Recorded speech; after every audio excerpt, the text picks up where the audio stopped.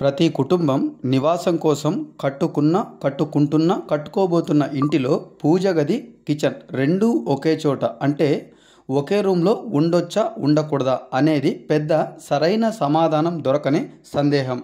పూజ గది, కిచెన్ పక్కన కాకుండా సపరేట్ రూమ్ ఉండాలా?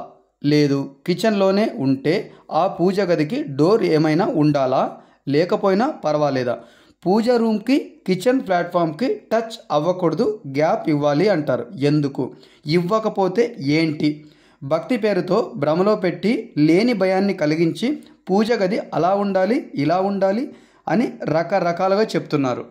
అక్కడ ఇక్కడ ఎక్కడా కాదు, దేవుడి స్థానం మనిషి మనసు. అదే ఏ దేవుడికైనా ఇష్టమైన ప్లేస్.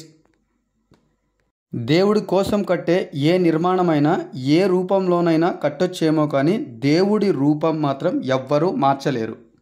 రోజు గుళ్ళో దేవుడి ముందు నిలబడి పూజ చేసే పూజారికి దేవుడి ఆశీర్వాదం ఎక్కువ లభించిందా? లేదా ఇంట్లో దేవుడి ఫోటో పెట్టుకొని పూజ చేసే వాళ్ళకి దేవుడి ఆశీర్వాదం లభించలేదా? ఏ దేవుడైనా ధనవంతుడికి ఎక్కువ ఆశీర్వాదం, పేదవాడికి తక్కువ ఆశీర్వాదం ఇవ్వడు. దేవుడి దృష్టిలో అందరూ సమానమే. ఇలాంటి ఎన్నో సందేహాలకు ఫుల్ వీడియో మార్చ్ 8 4:30కి రిలీజ్ చేస్తున్నాను.